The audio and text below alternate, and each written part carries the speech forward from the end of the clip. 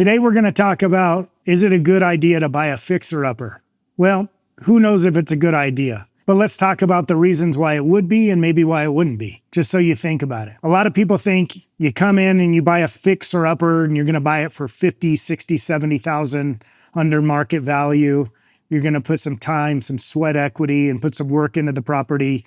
And then boom, you have tons of equity in the property and you have rainbows and butterflies at the end of the transaction. You're going to make tons of money. Well, that does happen at times, but you need to make sure you do your research and make sure you understand the process. First and foremost, I always tell everybody, you make the money when you purchase the property. That's when you have the guarantee. I can know what the market is today because I don't know what the market is in the future when it's time to sell. So make sure you make a good deal on your purchase. Next, make sure you truly understand the numbers. What goes into a fixer-upper? Well, it may be your time. You can do all the work, but you need to equate your time as money as well. And then rising construction prices. The price of a lumber today is much more than the price of lumber it was in the past. Trust me, I know I did a basement recently.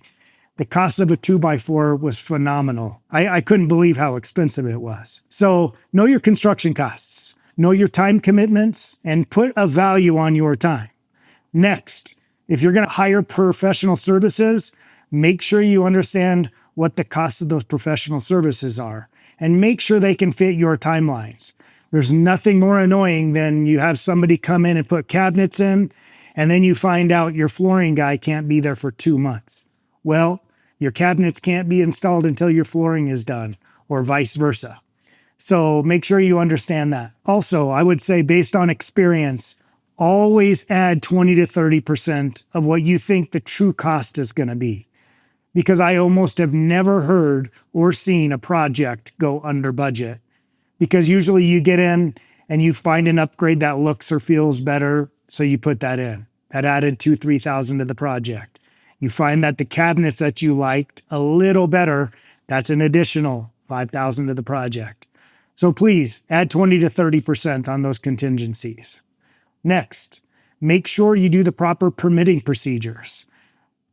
I can tell you, nothing happens fast when you're doing permits.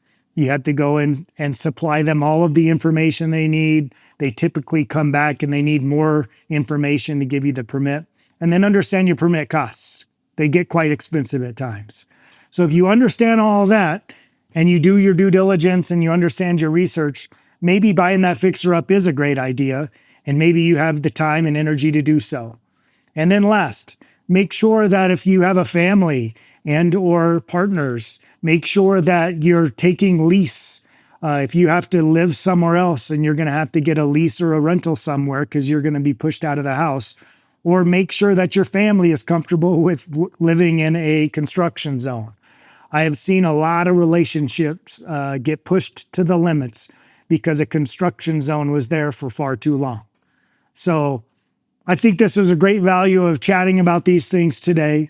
I hope you find value in that. And if you have any questions that I can help you, please reach out.